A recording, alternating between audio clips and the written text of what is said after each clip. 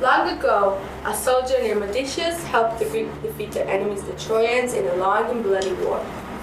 During the days of celebrating that follow, though the Greeks completely forgot to thank their gods for bringing them victory.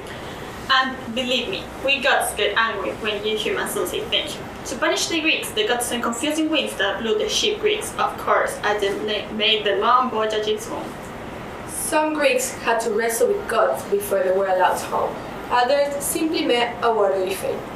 Even Odysseus, whose cleverest ways I have always done, was given a hard time. Though I helped the men by right cool, he had to find his own battles to get home to his wife and his son. I composed an epic story called the Odyssey about Odysseus struggling to get home again. It's a big story, but with the help of Athena and Asia, we'll tell you a bit of it.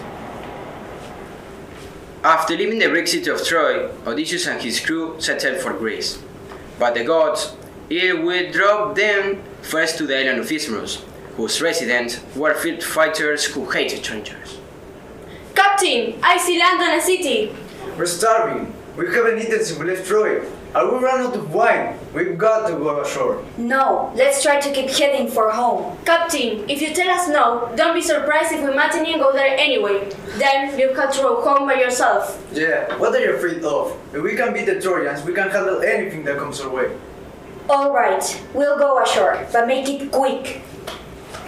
When the Greeks landed, they defeated the island soldiers right on the beach. Though one or two of the island soldiers escaped and ran into the thick forest nearby. Then they began to feast on goats and wine they found at hand. Hey, this one's strong! One sip practically knocked me off my feet. Too bad there's only a few gallons for each of us. Hey, Captain, why aren't you drinking and celebrating? This is no time for a party. Those warriors who got away could have gone for help. We could be attacked at any moment. Come on!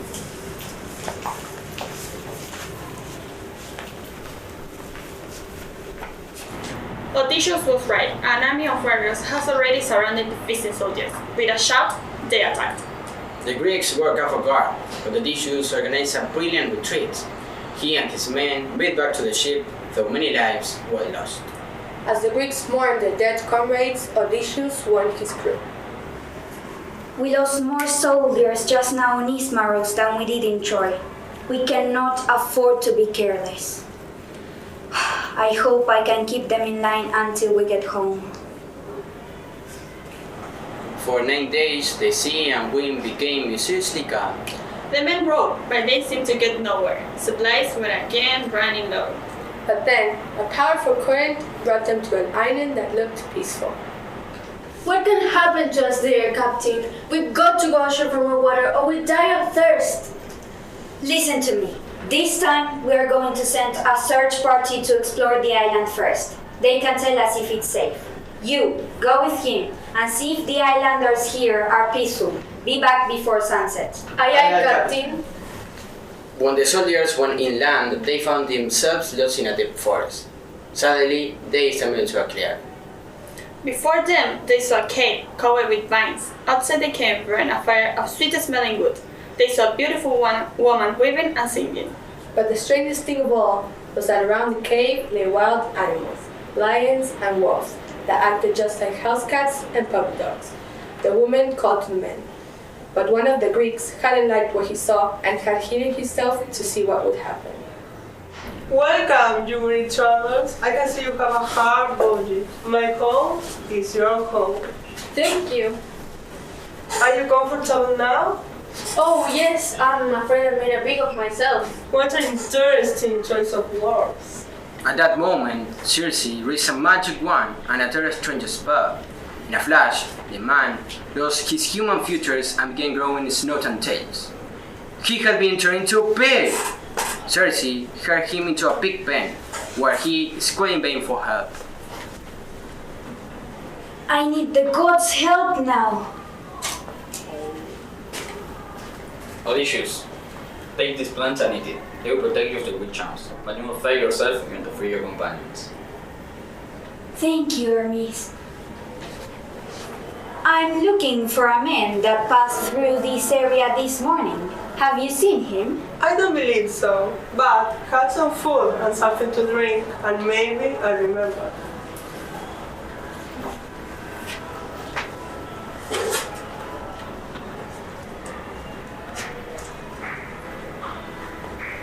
Now, into the pen with you will be the headpiece! No more tricks, witch! You see the gods are on my side. Now turn my man back to the way he was, and be quick about it! Come on! And so she did. Not long afterward, Odysseus and his men shook off from the frightening island and set sail for home once again. The ship sailed on for a day or two, but then a thick fog covered the great sea. The crew members couldn't see each other, let alone where they were going. Their luck seemed to be going from bad to worse. Just when a gust of wind blew a teeny window in the fog, a lookout shouted that the ship was about to run aground. The men stopped rowing. A few feet ahead of them was a beautiful green island. High above them, on some kind of cliff, they could hear a waterfall. Here and there they spotted goats and other animals. Everyone agreed. The gods were finally on their side again, or so they thought. Carefully, the crew got out and hunted some wild goats. They cooked up the meal and were pleased to be left in peace. How beautiful! The gods must brought us here for bad luck in the past. Before we leave, I'd like to know who lives on this island. I'll take some men with me and do a little exploring. Captain, haven't we seen enough? Why don't we take some goats and some cheese for a journey? We can leave wine as a payment and be on our way. But not so fast. Look at that huge fire. Look at that chair. Whoever lives in this cave must be a giant. I've never seen a giant. Let's stay and get a look at him. So we'll have some good stories to tell the kids when we get home. This time Odysseus' curiosity got the better of him. Before setting out, though, something told him that he should pack the few jugs of wine he had gotten on his route. It was advice he would later thank the gods for. Odysseus and his men discovered a huge cave. Inside the cave were pens where goats and sheep were kept. Whoever lived there made cheese from this animal's milk. As they were speaking, they heard the rumble of footsteps. Quickly, they ran to the back of the cave. First, a herd of sheep, big creatures almost as large as cows, with heavy woolen coats raced into the entrance. Then a gigantic body stepped into the entrance of the cave, blocking out the light. They saw sparks that told them someone was starting a fire. As the flames grew, they could finally see who lives in the cave. Look how hideous. Let's get out of here now. We can't. We're trapped. Who's there? Show yourselves! Tell me, what are you doing here? We are trying to find our way home, but fate brought us to this island.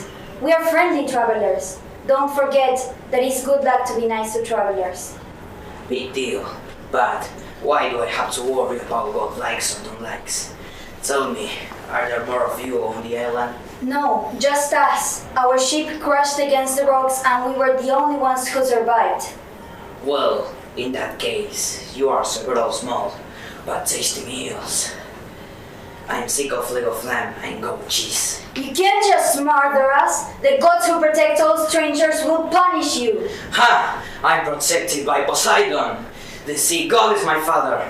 You can't punish me. I see you for dinner.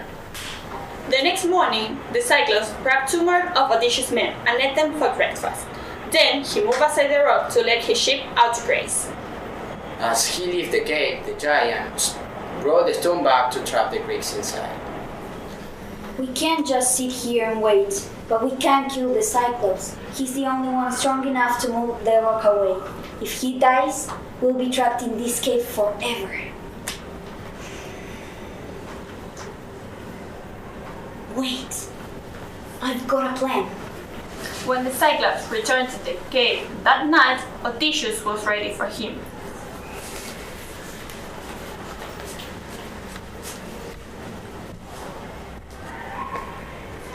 Oh, great sir. We are very sorry we've trespassed on your property. Please, accept a gift from us. A gift? For me?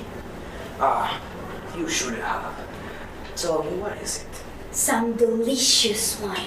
Please, accept it and be merciful to us. Thank you. What did you say your name was? I'm called to no one. I'm the son of nobody. Strange names people have. Well, no one. I will be merciful. I'll eat you at last. How's that? Then, sleeping from the wine, the Cyclops stretched out on the floor of the cave. Soon he was snoring so loudly that the Greeks thought the eardrums would burst. Odysseus and his comrades took a long pole from the sheep pen. They sharpened it and put it into the fire until it glowed. With Odysseus leading the charge, they rammed the pole with all their strength, aiming it at the Cyclops' only eye. The Cyclops roared out in pain. His cries woke up other Cyclops who lived nearby.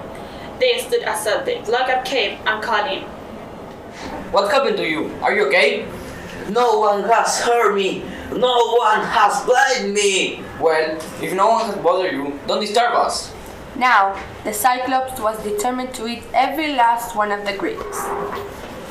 It will take me longer to find you, but you can't escape. I've been holding this pen until I found anyone and each of you. When the Cyclops laid out his big ship the next day, Odysseus whispered to his men that was their chance to escape. The men did as the leader ordered. They slammed themselves under the ox-sized ship and grabbed hold of the thick wood, making sure to take out of the reach of the Cyclops. The Cyclops tied each ship before he let it out to graze, to make sure he wasn't letting any of the human escape.